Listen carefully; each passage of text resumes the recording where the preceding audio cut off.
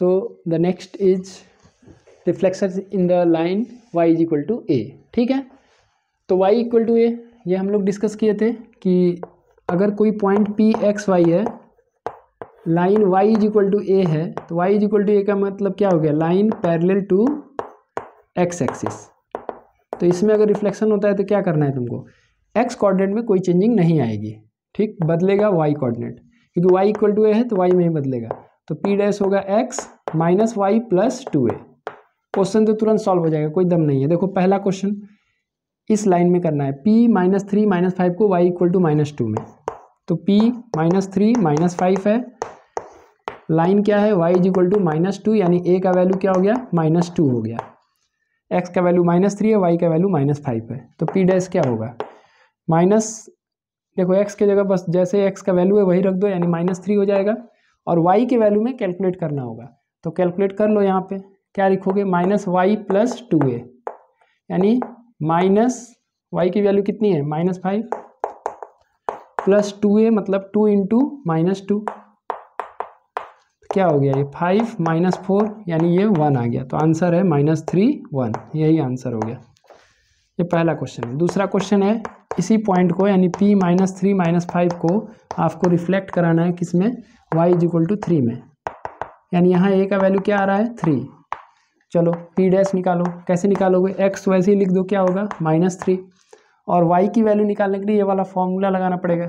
Same, minus y plus 2a, यानी minus minus 5 plus 2 into 3, तो minus minus क्या हो गया प्लस, यानी 5 प्लस 6 यानी क्या होगा 11, तो माइनस 3 11 इज द आंसर।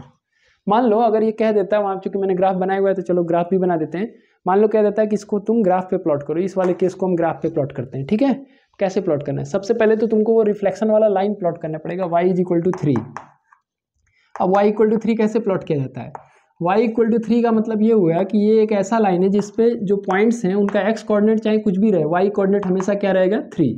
तो पहले तुम कोऑर्डिनेट्स ऐसे पता कर लेते हो जो 9th क्लास में हम लोग करते थे। तो एक्स वाई मैंने लिखा है, y इक्वल टू 3 है मतलब y में हमेशा 3 रहेगा, x का वैल्यू जो मन करे वो लिख दो, 2 4 0 कुछ भी लिख सकते हो। ठीक है, अब इसको तुम प्लॉट करो, पहला पॉइंट क्या हुआ 2 3, दूसरा पॉइंट क्या हुआ 4 3, तीसरा पॉइंट क्या हुआ 0 3। अब इसको प्लॉट करो, देखो पहला पॉइंट 2 3 यानी 1 2 2 3, दूसरा पॉइंट 4 3 3 4 4 3, तीसरा पॉइंट 0 3 0 3, यानी यही लाइन है जिसमें रिफ्लेक्शन होना है। देखो ये मैंने रिफ्लेक्शन एक्सिस पहले पता कर लिया। अभी तक जो क्वेश्चन हम लोग कर रहे थे वो क्या हो रहा था, उसमें तुम एक्स एक्सिस वाई एक्सिस में रिफ्लेक्शन कर रहे थे, यहाँ पर लाइन में तुमको रिफ्लेक्शन करना है, तो पहले लाइन को तुमको ड्रॉ करना है। अब जो है हमारा पॉइंट है, कौन सा पॉइंट है माइनस 3 माइनस 5, तो पहले प्लॉट करो, माइनस 1 माइनस 2 माइनस 3 1 2 3 4 5, तो ये पॉइंट है तुम्हारा, पॉइंट P है माइनस 3 माइनस 5, और इसको हम ग्राफ से देखो कर रहे हैं, फॉर्मूला से तो मैं निकाल के दिखाई दिया हूँ, माइनस 3 11 आएगा, लेकिन ग्राफ से भी देख लो, यहाँ से हमारा जो रिफ्लेक्शन एक्सिस है उसका डिस्टेंस कितना है, ये देखो पहले, नीचे कितना यूनिट है 5 यूनिट है, ऊपर कितना यूनिट है, ये यहाँ से यहाँ तक कितना डिस्टेंस है 3 यूनिट है, तो ये कितना डिस्टेंस हो गया 8 यूनिट का डिस्टेंस है, तो 8 यूनिट ऊपर ले जाओ, तो 8 यूनिट ऊपर ले जाओगे, 3 यहाँ है तो कहाँ तक जाना है 11 तक जाना है, गिनो जरा 1 2 3 4 5 6 7 8 9 10 11, यहाँ तक ये है तुम्हारा पॉइंट। एक्स एक्सिस में कोई बदलाव नहीं होगा, पी डैश जो होगा वो माइनस 3 11 होगा,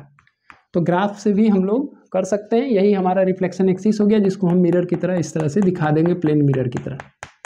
तो अगर ग्राफ बनाने को भी कहे तो हम बना सकते हैं, ठीक है ना। ऐसे एक्स इक्वल टू ए वाला था, उसका भी आप ग्राफ कर लीजिएगा,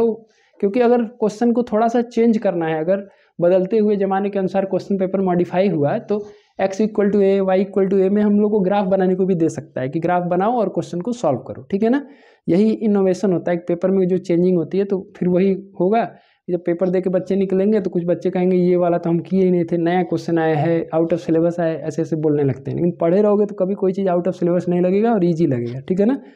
तो इस तरह से रिफ्लेक्शन के जितने भी केसेस थे वो हम लोगों ने कर लिया, और सब जो है इंपॉर्टेंट क्वेश्चन मैंने कराया है। तो आप ज़रूर इसमें जितने भी नंबर आएंगे 6 से 8 नंबर तक आएगा, आप बिल्कुल उसको गेन करिएगा। Thank you.